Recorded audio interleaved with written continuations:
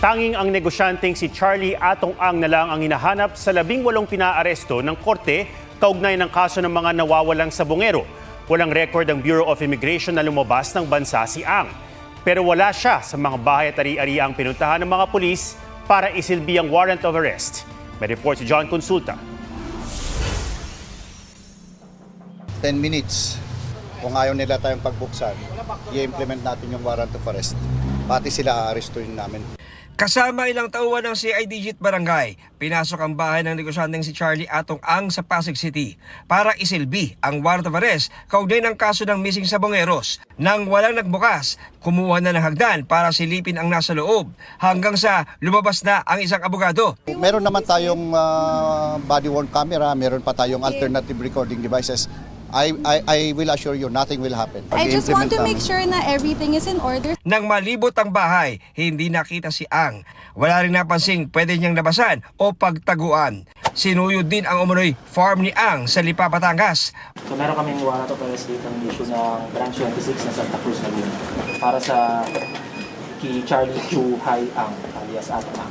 Wala rin doon si Ang. Siguro pwede nilang gamitin o i-consider na option ay ang pagsuko sa NBI o kaya pwede rin namang gawin sa Philippine National Police. Sinuyod ang mga bahay at ari-arian ni Ang kasunod ng inilabas na arrest warrant ng Branch 26 ng Santa Cruz, Laguna Regional Trial Court para sa kasong kidnapping with homicide at 3 kasong kidnapping and serious illegal detention. Kaugnay na pagkawala ng 19 na sabongero na huling nakita nagsabong sa arena pagmamay-ari ni Ang sa bayan ng Santa Cruz. Walang bail o piyansa ang mga kaso.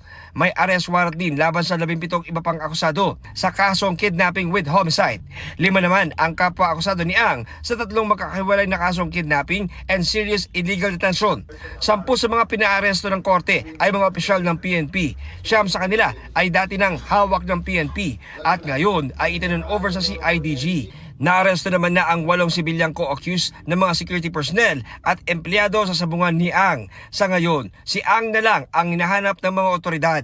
Ayon sa DOJ, walang record ang Bureau of Immigration na lumabas ng bansa si Ang. Hihilingin daw ng Justice Department sa korte na maglabas ng hold departure order laban sa kanya. May iba pang mga kaso si Ang sa Branch 29 ng San Pablo City, Laguna RTC at sa Lipa City, Batangas RTC. Dahil walang naabutan sa mga bahay at ari-arian ni Ang sa Metro Manila, Calabar Zone at Palawan, I ask Mr. Atong Ang to peacefully surrender na lang. Anybody who will prevent us, we will be arresting you for obstruction of justice because there is a warrant of arrest and we will enforce it. Anybody who is on the way, arrestuin po namin. With his resources, I know magtatago at magtatago, but gagawin lahat ng kapulisan para hanapin at iserve itong warrant of arrest laban kay Charlie Atong Ang. Ang utos ng Pangulo kung ano po nasa batas, ipatupad. Kung nandiyan na po ang warrant of arrest, mas pabilisan po ang pagtatrabaho para po mapanagot ang dapat na mapanagot. tinawag ng kampo ni Ang na premature o hilaw ang desisyon ng Santa Cruz, Laguna RTC na mag-issue ng warrant of arrest. Nagbase raw ang korte sa hindi kompleto at one-sided na impormasyong ibinigay ng DOJ nang di nila tinitingnan ang counter affidavits at ebidensya ng mga respondent. Labag-an nila ito sa konstitusyon at karapatan ni Ang. Gagawin daw nila ang lahat ng legal na hakbang para harangin ang arrest warrant. Para naman sa ilang kaanak ng mga nawawalang sabongero, masaya kami pero there's no reason to celebrate yet kasi as of today, hindi pa naman nakukuha natin si Atong Ang. Sumuko na po kayo. Sumuko na kayo kasi sinabi nyo naman na wala kayong kasalanan. Dito nyo patunayan kung talagang wala kayong kasalanan. John Consulta, nagbabalita para sa GMA Integrated News.